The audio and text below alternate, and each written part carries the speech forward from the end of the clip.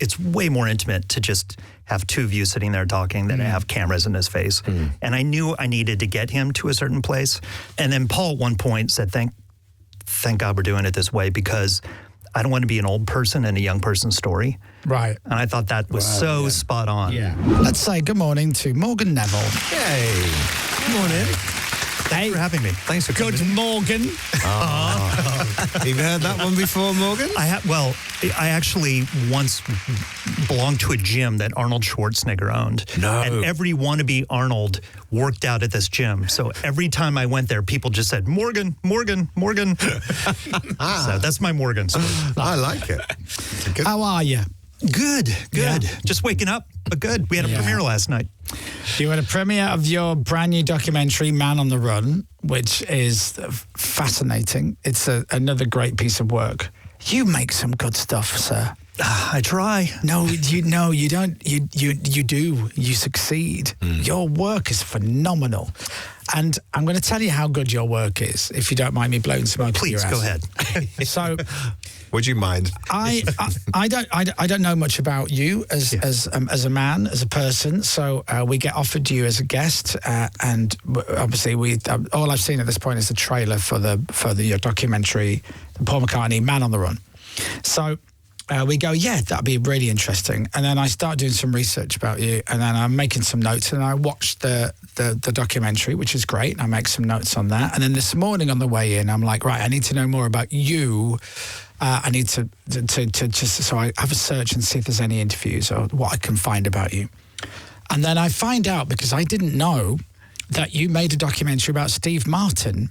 I did. About 2 years ago or something like that. It came exactly. out. So I'm like, I didn't know anything about this. So I start watching the trailer for that. And then I'm like, is that on Apple TV now? So I searched. This is on the way in this morning in the back of the car. So instead of doing 25 minutes of research on you, I watched 24 and a half minutes of another documentary that you're not on my show to talk about.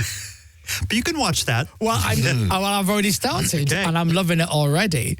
I have watched some of your other stuff before, 20 Feet from Stardom, but we'll get into that if we get time at the end. And the Bono and Edge one is very good. There you go. Thank you. Very good. That's fun. You love your music. I do.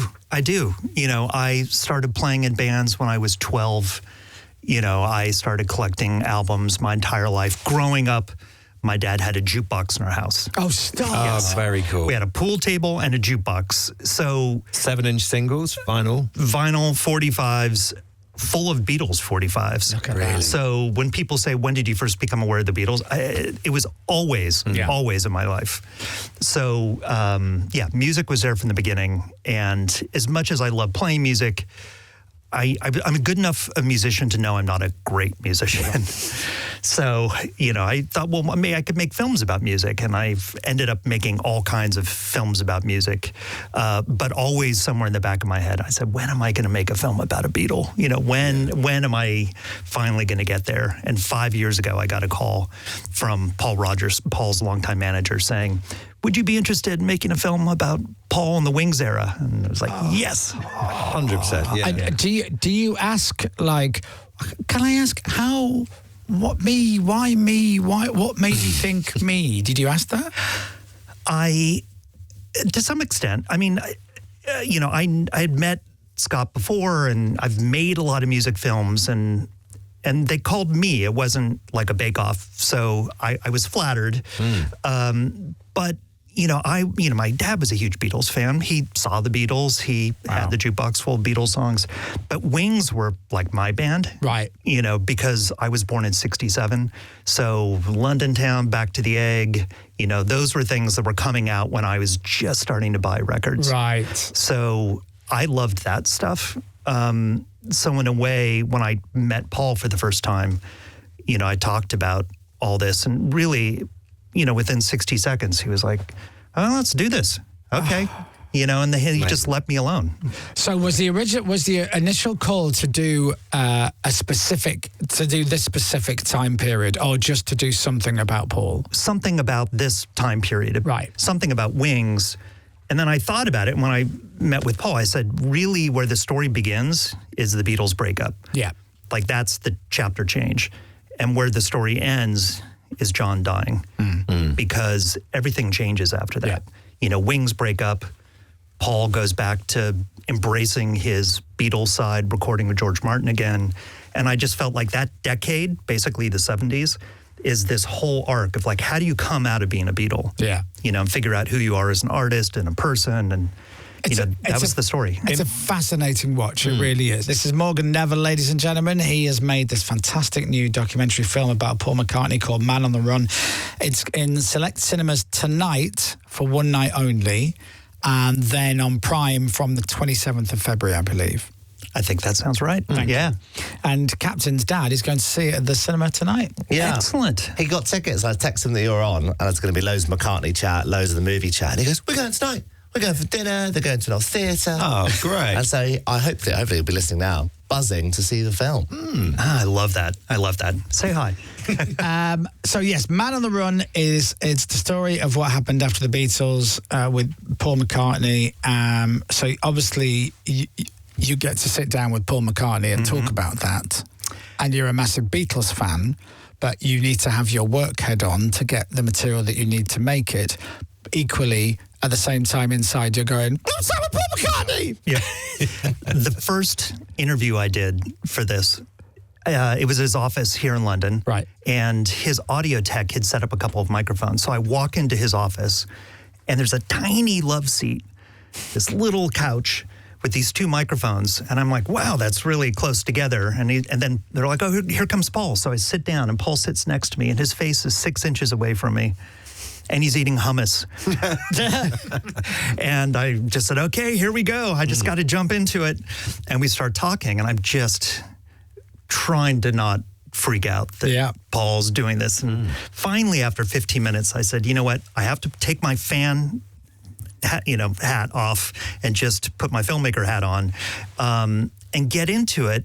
And ask him to put the hummus down. Yeah, I did tell him a couple of times. It's not helpful if you're chewing while we're doing this interview. But I've noticed he actually eats through a lot of interviews. I've heard it, even going back to old interviews. He's always chewing on something. So not good for sound. Could be a nervous thing. Who knows? It could be a subconscious thing. So how much time did you spend with him for this, do you think? I mean, I did a series of interviews over a year.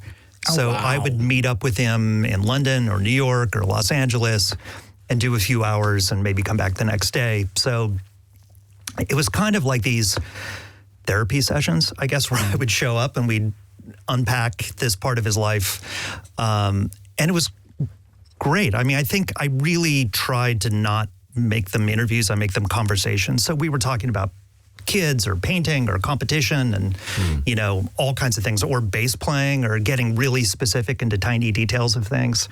Because I didn't want to have the stories he had told before. Yeah. I think many people have heard many of those stories. So it was really about how do I get around those stories and really get him to think about this in a new way.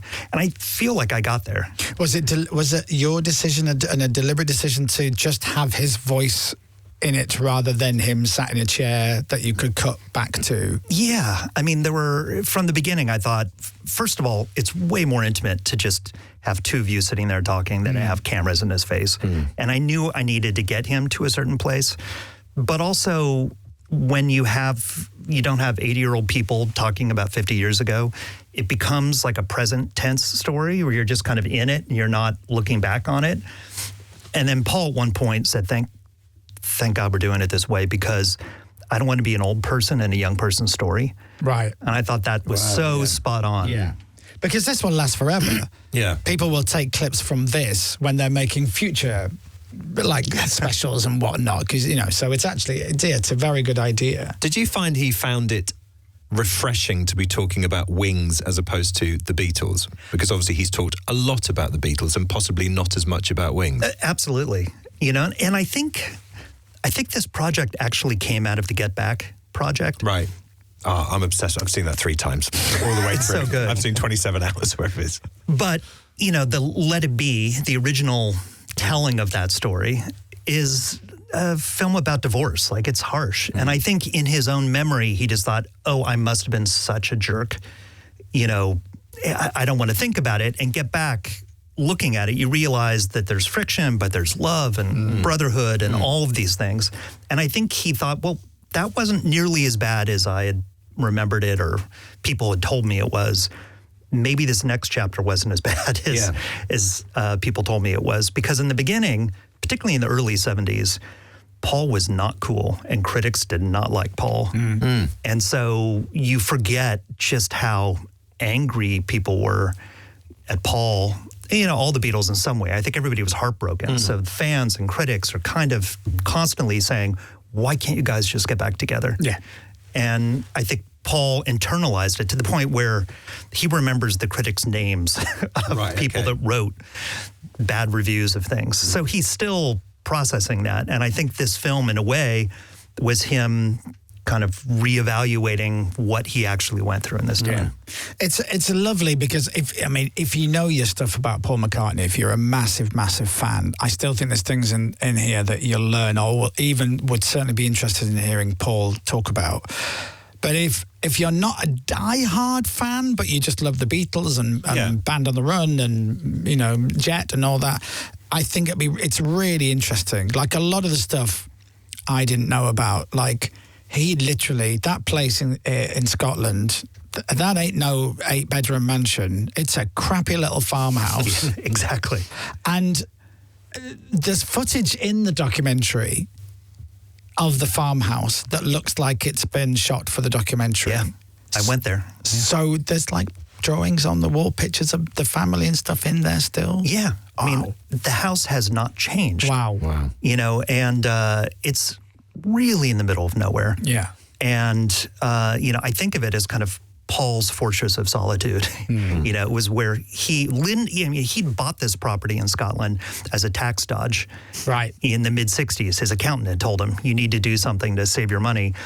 And when Linda found out about it, she said, well, let's get out of London and go up there. And Paul did not like it. And when he went up there with Linda and saw it through her eyes, he realized, oh, this is actually kind of perfect, and she can make it into a home. She started making it into a home right away. So, you know, the drawings on the walls and the little stickers and the notchings of how tall each of the kids are at different times, and still there. It is all there. It is untouched. Man. And going up there, you just realize how the rest of the world drops away when you're there. And I think in 1969, that was exactly what Paul needed.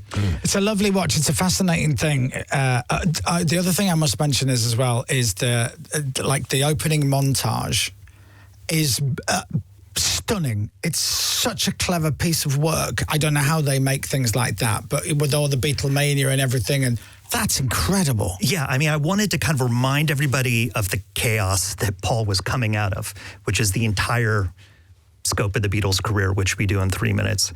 And I worked with this incredible animator whose work I'd always loved, Winston Hacking, who does this stop-motion photo animation. We did incredible. This crazy stuff, and there's the chaos of that, and then suddenly you're in the silence of Scotland. It's amazing. It's a great documentary. I mean, you got really good at this now. I think you know what you're doing. Thank you. You should carry on doing this. I think the first thing I watched of yours was 20 Feet from Stardom, which I told everybody that I knew about, which is such a fantastic idea for a piece, and also beautifully done, which is basically backing singers who stand 20 feet from the lead singer. Great. Fascinating.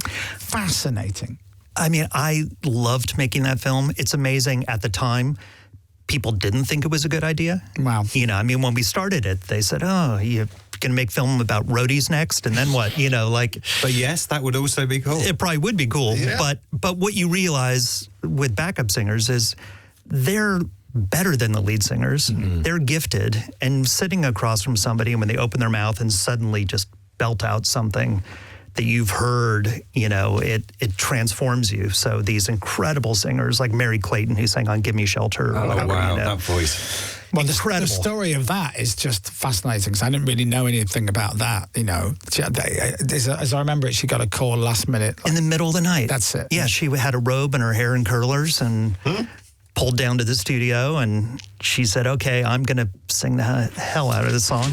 And, these are the words? Yeah, if you can belt them out. These are the words? Really? Yeah. All right. And her voice cracks in the middle, doesn't it? Which is just incredible. No, it's incredible. And I almost couldn't believe the story. And then I interviewed Mick Jagger, and he told essentially the exact same story. You know, he remembers her showing up in the middle of the night, and I was like, "Who is this?" And she just kills it. So, but these stories of music, you know, it's what I live for. What's next? Do you already know what you're doing next? I don't. I'm actually really. Yeah. Hello, British radio legend. Pulling out my phone right now. I'm going to start filming. Getting up every morning to entertain the nation. 10 years have been here. Yeah. 10 years, Morgan. I think I have to wake up too early, though. It's all on catch up. You can listen again whenever you like. Modern technology. You don't need to get up. We got cameras here already. You wouldn't even need to be here. Okay, that's sounding better. It writes itself. Man on the Run is in selected cinemas tonight, and then you'll see it on Prime Video from the 27th of February. You should absolutely watch it. You will love it. It's fascinating insight into Paul McCartney's life after the Beatles, and him and Linda and the family. You understand, the whole love thing is just lovely. Lovely to meet you. You as well. You've got, what, a couple of days and then you're back home? Back home. We have screenings next week, and basically the next 10 days is talking about Paul. There you are. Which you're happy to do. I love it. Yeah. I'd be doing it even if I hadn't made the film. I'd be sitting with my friends talking about Paul. Lovely to see you. Morgan Neville, ladies and gentlemen, who has made this fabulous, lovely Man on the Run documentary film. Radio X.